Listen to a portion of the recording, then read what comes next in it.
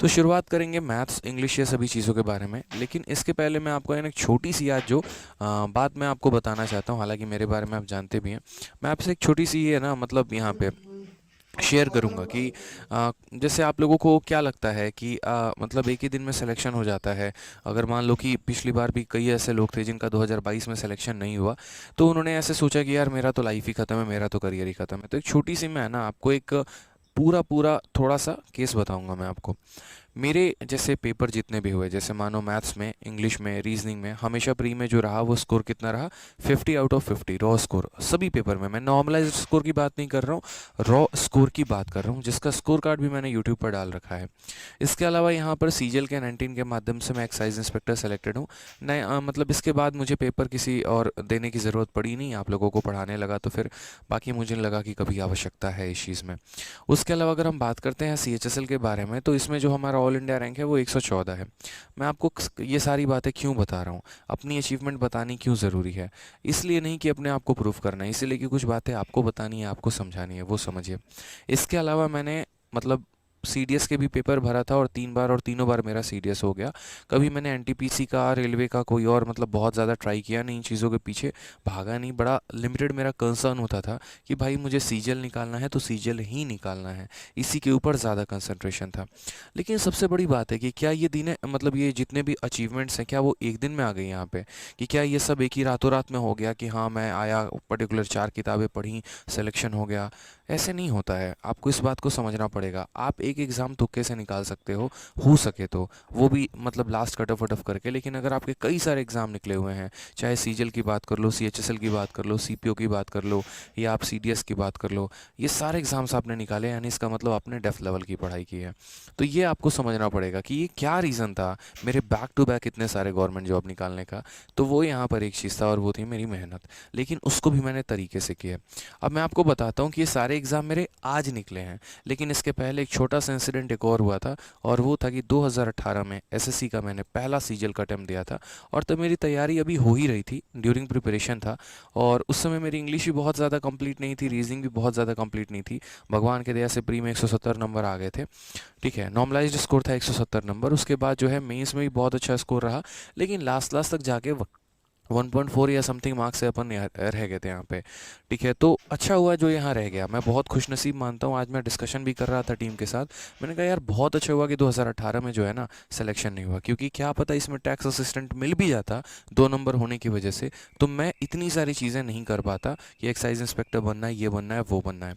अब ये जैसे मानो फेल हुए, तो उसके बाद मुझे है ना कुछ चीज़ें समझ में आई अपने तैयारी के दौरान कि यार रीज़न क्या था फेल होने का। जैसे कभी कहता हूँ ना मैं हमेशा कि एक बच्चे को आत्मचिंतन करना बहुत ज़रूरी है कि क्यों फेल हैं हम। आपका मॉक में नंबर कम आता है, तो मॉक में नंबर कम आता है तो आप उसमें सोचा करो ना कि मेरे नंबर क्यों कम आए, मेरा मैथ्स में नंबर क्यों कम आ रहा है, मेरा रीजनिंग में नंबर क्यों आ रहा है, मेरे GS में नंबर क्यों आ रहा है। बहुत ऐसे बच्चे होते हैं, मॉक देंगे, सबमिट करेंगे, स्किप करके आगे बढ़ जाएंगे, मतलब ही नहीं आ रहा है, क्या ज़रूरत है देखने की। ये सबसे बड़ी गलती आप वहाँ करते हैं।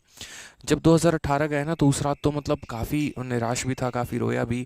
लेकिन एक दो दिन बैठा, क्योंकि यार हम लोग ऐसे हैं ना कि आज नहीं तो कल तो वापस अपनी तैयारी शुरू करनी है। ऐसा थोड़ी है कि पेपर नहीं निकला तो चलो बिजनेस पीछे रखा हुआ है, जाके संभाल लेंगे, नहीं। तो अब बैक टू लाइब्रेरी जाना था, वापस से बैठना था। तो स्टडी टेबल पे, लाइब्रेरी पे बैठ के ना मैंने सोचा कि यार रीज़न क्या थी, कमियाँ क्या थी। मुझे ऐसा लग रहा है कि 1.4 मार्क्स से रह गए, पूरी दुनिया को यही ढिंडोरा पीटते रहूँ। या मैं ये कहूँ कि अगर यार हो भी जाता तो टैक्स असिस्टेंट ही होता ना, और क्या होता, मेरा कुछ नहीं। तो ये है ना, आज भी बहुत सारे लोग हैं ना, मैं मिलता हूँ, सर मेरा 2 नंबर से रह गया, 3 नंबर से रह गया, ये गुणगान गाते रहते हैं। मेरे भाई उनके लिए एक स्ट्रॉन्ग मैसेज है, भाई हो भी जाता तो सबसे लास्ट ही पोस्ट लेके आते ना, इंस्पेक्टर तो नहीं बनते ना। यानी कमी है, कमी है तो रीज़न फाइंड आउट करो। जैसे मेरे अंदर रीज़न था वो ये था, ओवर कॉन्फिडेंस। ओवर कॉन्फिडेंस पता है क्या होता है? कई बार तैयारी के दौरान है ना, जब हम बच्चों के डाउट्स को क्लियर करना शुरू कर देते हैं और बताना लोगों को शुरू कर देते हैं, तो हमें ऐसा लगता है अरे हम तो बहुत स्टार आदमी हैं, हमसे ज़्यादा नॉलेज किसी के पास नहीं है, हमारे आगे कोई नहीं टिकेगा। यहाँ पर है ना उसी दिन इंसान ख़त्म हो जाता है। कारण बता रहे हैं, वो सीखना बंद कर देता है। कई बार आप लोगों में भी ऐसा होता होगा, लाइब्रेरी में 2 4 बच्चों ने आपसे डाउट पूछा, और डाउट पूछा तो उसके बाद आप क्या कर रहे हैं, अरे ठीक है भाई को आता है यहाँ पर, और आप सीखना बंद कर देते हैं। आप प्रीवियस टीचर की किताब लगाना बंद कर देते हैं, आप मॉक टेस्ट देना बंद कर देते हैं, आपके रंग ढंग चाल स्वभाव सब बदल जाते हैं वहाँ पे। ठीक है, कुर्सी पे बैठने का तरीका, मॉक देने का तरीका यहाँ, तो वहाँ पर सबसे बड़ी आप गलती करते हो। आप अपने आप को ऐसे मान के चलो कि भाई जब तक मेरा सिलेक्शन नहीं हुआ है ना, तब तक मुझे कुछ नहीं आता और मुझे सब कुछ सीखने की ज़रूरत है। ठीक है, किसी की नोट्स है, किसी के शीट्स हैं, किसी के क्वेश्चन है, भाई आप ये मत सोचो कि वो कौन टीचर है, आपका फेवरेट है कि आपका नहीं फेवरेट है। इंपॉर्टेंट वो नहीं है, वो कंटेंट अच्छा है, उस कंटेंट को पढ़ो आप, वो सिलेक्शन दिलाएगा आपको। किसी का भी पढ़ो, कोई फ़र्क नहीं पड़ता है यहाँ पे, और किसी भी सब्जेक्ट का हो, लेकिन आपको सीखना है ताकि आप अपने आप को और बेहतर कर सको। कि आप इतने परफेक्ट हो कि आपके मेंस के मॉक टेस्ट में पूरे के पूरे नंबर आते हैं, नहीं आते हैं, आपको ये बात अपनी कमी पता भी है, फिर भी आप काम नहीं कर रहे, ये सबसे बड़ी गलती है। दूसरा, कंसेप्चुअल क्लैरिटी। बहुत बच्चों को ऐसा लगता है, जैसे आज मैं अगर मिलूँ, हाँ बेटा मैथ्स कंप्लीट है, हाँ सर कंप्लीट मैथ, मेरा पूरा फोकस है, 2 बार किताब लगा ली, और ज्योमेट्री का क्वेश्चन पूछो तो आता नहीं है। तो क्या है कि आप अपने कंसेप्ट्स में क्लियर नहीं है, घिरे हुए हैं आप अपने कंसेप्ट्स के अंदर।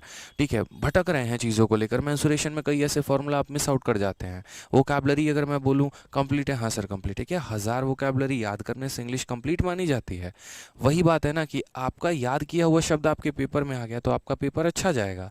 लेकिन सोचिए कि अगर ऐसा वोकैबलरी, ऐसा कॉम्प्रिहेंशन या ऐसा आपको वन वर्ड दे दे जो आपको पता ही नहीं है, तो पेपर तो गया खराब, और किस्मत बहुत बेकार रही तो आपका जो है जीएस भी वैसे ही आएगा। स्टैटिक वाला पार्ट, अगर मान लीजिए बिहार का डांस याद करके गए हैं, पूछ लिया तो बता देंगे, और यहाँ पर महाराष्ट्र या किसी और का मतलब पूछ लिया और नहीं याद है तो ख़त्म है वहाँ पे। तो तुक्के से कभी सिलेक्शन नहीं होता है। सिलेक्शन तब होता है जब आप अपने आप को मैच्योर कर लेते हैं, बढ़िया तरीके से प्रिपेयर कर लेते हैं, तब आपका सिलेक्शन होता है। तो कंसेप्ट्स के क्लैरिटी रखा करो, ना सिर्फ मैथ में बल्कि हर पेपर में। ये मेरी सबसे बड़ी कमी थी।